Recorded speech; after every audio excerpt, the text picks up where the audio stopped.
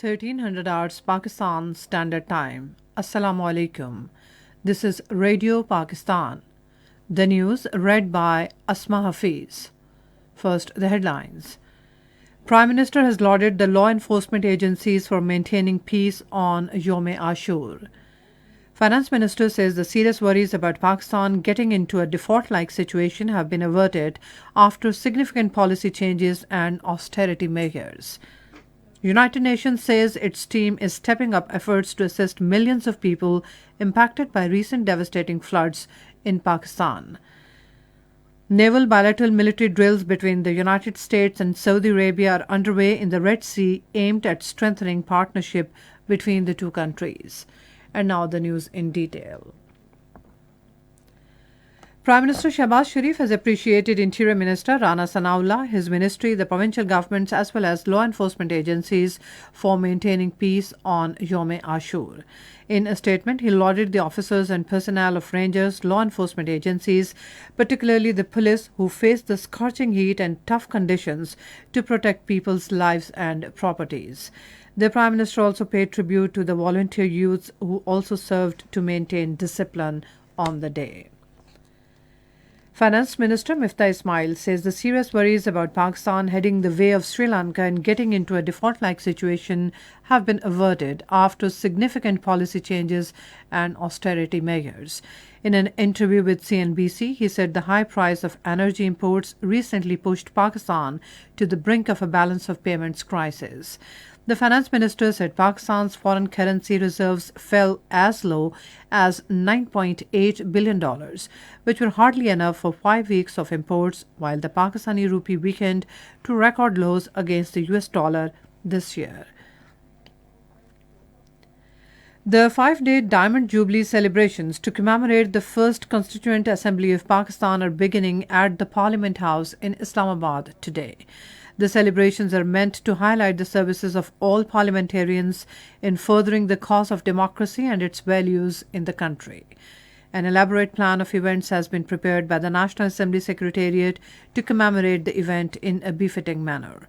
The theme of the celebrations is Mera Parliman Rahbare Tarakki-o Kamal. The celebrations will commence today with inauguration of 3-day photographic exhibition themed Tarjumane Mazi Shan-e-Hal. Today marks the Diamond Jubilee of First Constituent Assembly of Pakistan, which held its first session on 10th August 1947. On the occasion, Speaker National Assembly Raja Parvez Ashraf said the Parliament, being representative of masses, can ensure prosperity and inclusive development in the country. He said the incumbent Parliament is cognizant of its responsibilities and exercising its parliamentary oversight of the executive. The United Nations says its team in Pakistan is stepping up efforts to assist millions of people impacted by the recent devastating floods in the country. This was stated by a spokesperson for the UN Secretary General while responding to a question at the regular briefing in New York. He said the UN Resident and Humanitarian Coordinator, who is leading the efforts, visited the flooded areas last week and met with officials and affected people. In Indian illegally occupied Jammu and Kashmir, all parties' Youth Conference leaders have paid glowing tributes to prominent Kashmiri leader Shaheed-e-Azimat Sheikh Abdul Aziz on the eve of his 14th martyrdom anniversary. Sheikh Abdul Aziz was shot dead by Indian troops on 11th August in 2008 while he was leading a procession from Srinagar to the line of control against the economic blockade of the Kashmir Valley by Hindu extremists of Jammu. The 8th Naval Bilateral Military Drills between the United States and Saudi Arabia are underway in the Red Sea. The U.S. Central Command said in a statement that the drills will support regional security, crisis response, and contingency operations. The General Secretariat of the Organization of Islamic Cooperation has strongly condemned the terrorist attack in the Republic of Mali, which led to a number of deaths and injuries from both civilians and soldiers.